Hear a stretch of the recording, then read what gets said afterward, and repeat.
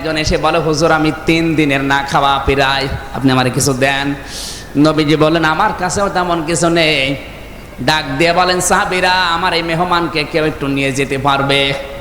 হযরতে তালহা বলেন, হুজুর আমার সাথে দেন। বাড়িতে নিয়ে গেলেন। স্ত্রী উম্মে সুলাইম রাদিয়াল্লাহু তাআলা আনহা ডেকে বলে, নবীজির মেহমান, খাবারের ব্যবস্থা করো। স্ত্রী স্বামীর কানে মুখ দিয়ে বলে, আপনি কি করলেন?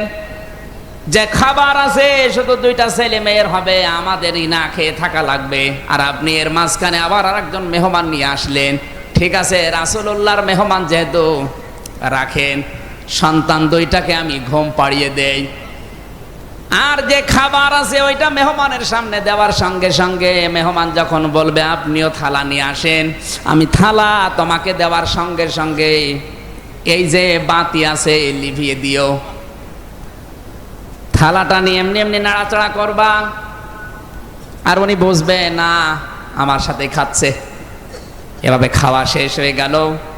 ফজরের নামাজ পড়তে মসজিদে নববীতে গেলেন। বিশ্বনবী ওদেরকে দেখার পরে বলে, তালহা মেহমানের সাথে কি এমন আচরণ করেছো, আল্লাহর আরশ খুশি হয়ে গেছে।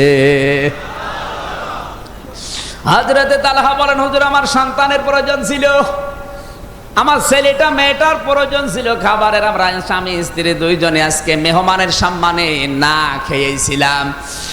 আল্লাহর নবী বলেন, তালহা তোমার এই আচরণে আল্লাহ এত বেশি খুশি হয়ে গেছে, সূরা হাশরের 9 নম্বর আয়াতটা তোমার নামে আল্লাহ নাযিল করে দিয়েছে। ওয়ায়ুসিরুনা আলা আনফুসিহিম ওয়ালাউ কানা বিহিম খাসাসা। জোরে বলেন আল্লাহু আকবার। তাহলে এখান থেকে কি পেলেন আপনি? শুধু নিজে খেয়ে পরে বাঁচবেন, নিজের আখের গোছাবেন, মানুষের খোঁজ খবর রাখবেন না তা না, নিজের প্রয়োজন থাকার পর অন্যের অগ্র অধিকার দেওয়া লাগবে, তাহলে আল্লাহর দরবার আপনি কবুল হতে পারবেন।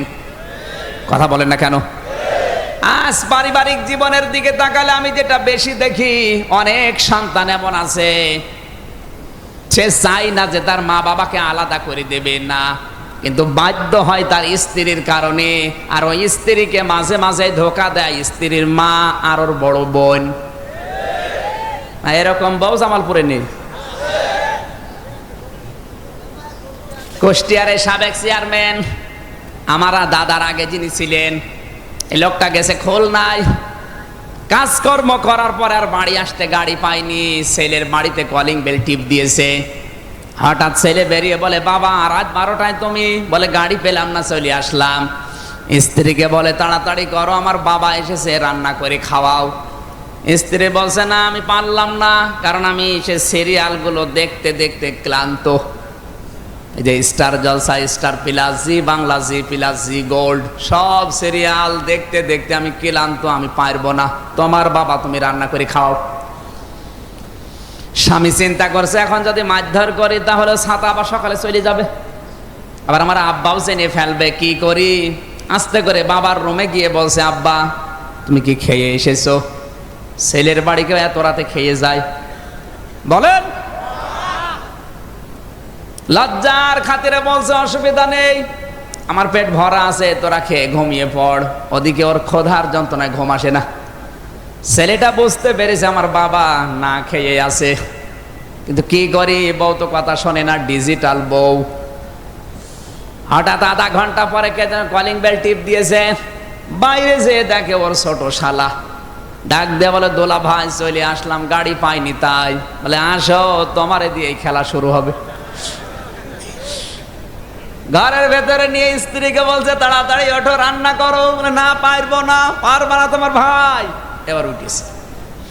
রান্না বাড়া করার পরে ছেলেটা ডাক দিচ্ছে, আব্বা তাড়াতাড়ি ওঠেন, আপনার বৌমা রান্না করছে, খেয়ে নেন। বাবা কিন্তু জানে যে রান্না কার জন্য। এক কথা বলে না কেন? ঘরের ভেতর থেকে আওয়াজ দিচ্ছে, আমার খাওয়া লাগবে না, তোরা খেয়ে ঘুমিয়ে পড়। সকালবেলা বাবা কিচ্ছু না বলে আস্তে করে ব্যাগটা নিয়ে বের হয়ে চলে যাচ্ছে। সন্তান সামনে দাঁড়িয়ে বলছে, আব্বা তুমি চলে যাও মানে তোমার বৌমা রান্না করছে, খেয়ে যাবা না? বাবা চোখের পানি ফেলে দিয়ে বলে, সন্তান আমি যেদিন তোর শালা হব ওই দিন খেয়ে যাব।